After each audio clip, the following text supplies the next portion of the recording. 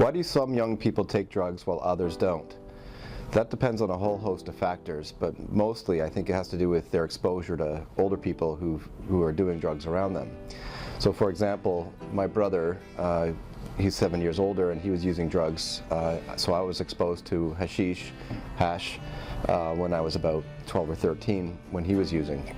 So that is a risk factor for me to start using sooner in my life as well, because I remember I wanted to fit in, and when the day came when he offered me some, I was very willing to take it because I wanted him to accept me. That's the same thing can happen at like a house party full of young people.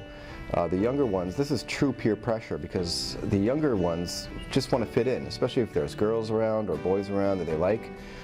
They want to fit in with everybody else, and so what not a better idea than to partake in what everybody else is doing, drug activities and drinking, so as a way of fitting in and to feel like they're older than they are. So there's definite social pressure there, peer pressure, to want to use. So that's one side of it. The other side of it is genetics. So some people are more prone to addiction than others, or substance misuse, simply because of their genes. And most physicians can tell this right away in somebody. For example, if it's the opioids, my own physician has told me recently that he can recognize it in somebody because they like it immediately, and they usually are back for more almost as soon as the prescription is done. And so that is a sign right away that there could be a genetic component to this, that their body is agreeable with the opioids, and they like it. Whereas other people feel sick, sleepy, they become nauseated, and these are not, and they don't crave it. And so these are the ones who are not genetically predisposed to it. Finally, in youth, there can be problems at home. And previous psychological issues going on. So sometimes from a fragmented family, some form of abuse at home, whether it being physical, neglect, or verbal abuse.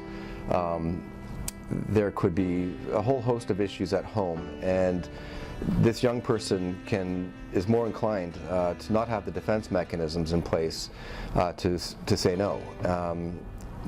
Especially if someone in the house is using. So if it's a parent or an older sibling, they're more likely to use in that situation. So to summarize, some people don't use drugs because they're just not genetically predisposed to it. Other people use because there's social pressures, peer pressure, want to fit in with the older kids.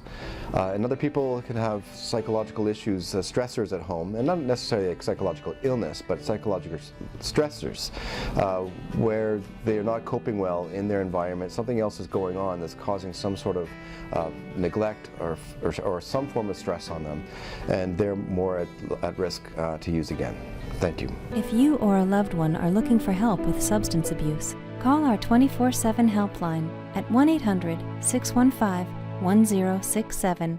A caring addiction advisor is awaiting your call.